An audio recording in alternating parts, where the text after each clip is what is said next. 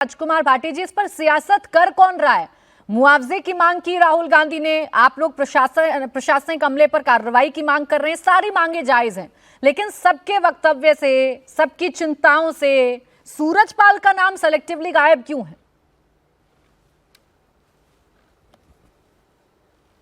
नहीं, अगर सरकार सक्रिय हो, सरकार मजबूत हो, सरकार ठीक से काम करे तो सियासत करने का किसी को अवसर ही नहीं मिलेगा।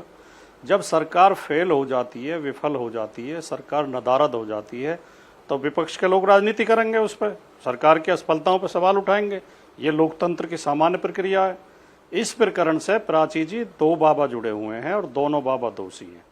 एक बाबा पे फोकस करके हम दूसरे बाबा को बचाने का प्रयास कर रहे हैं। एक बाबा वो है जिसने आयोजन किया, सूरजपाल। दूसरे बाबा वो हैं जो हमारी सरकार चला रहे हैं, माननीय योगी आदित्यनाथ जी। जितनी सूरजपाल की गलती तो यह है कि उन्होंने ज़्यादा भीड़ जुटा ली और उसे संभालने में नाकामयाब रहे।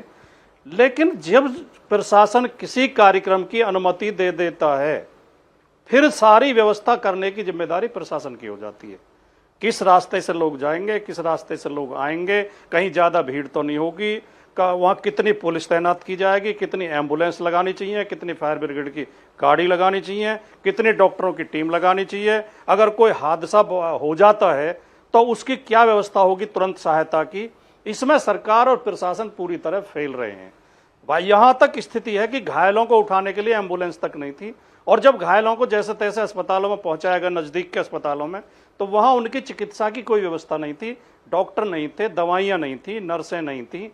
अगर सरकार चौकस होती, प्रशासन सक्रिय होता, तो इनमें से 75% लोगों की जिंदगी बचाई जा सकती थी। 25% मौतें हादसे में हो गई तो हो गई, लेकिन 75% प्रशासन और सरकार के निकम्मेपन की वजह से, नकारापन की वजह से हुई हैं। ये बात हमें स्वीकार करनी चाहिए और मनीष शुक्ला जी से सवाल पूछा जाना चाहिए कि क्यों तो आपकी एफआईआर प्रशासन ने दर्ज कराई है, एफआईआर में आपने आयोजक का नाम, सूरजपाल का नाम क्यों नहीं रखा?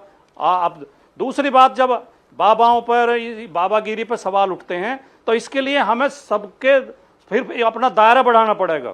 फिर हमें इस गंभीर समस्या पे चर्चा करनी पड़ेगी। उसके लिए अगर मनीष जी तैयार हों तो हम खुले दिल से करने के लिए तैयार हैं कि हमारे देश में ये फर्जी बाबा क्यों पनप रहे हैं रोजाना।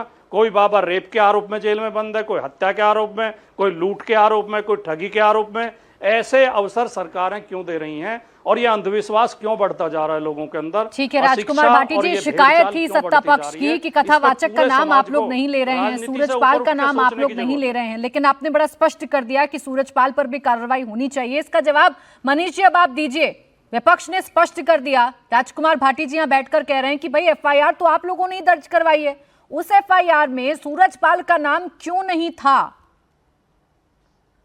देखिए, जो कानूनी प्रक्रिया होती है, इस तरह के जो समारोह होते हैं, उसमें जो आवेदक करता होते हैं, जो परमिशन लेते हैं, परमिशन में उसने साफ साफ कहा था कि हम यहाँ कार्यक्रम कर रहे हैं, इतने कैपेसिटी का कार्यक्रम करेंगे, लेकिन हम सुरक्षा और व्यवस्था हम स्वयं देख लेते हैं। चूंकि ये प्राइवेट कार्यक्रम होते हैं, तमाम कथा, प्रवचन, मौलानाओं के अन्य कार्यक्रम, इस तरह की चीजें होती हैं, सभी धर्मों की होती हैं, जो प्राइवेटली होती है और स्वयं व्यवस्था लोग करते हैं।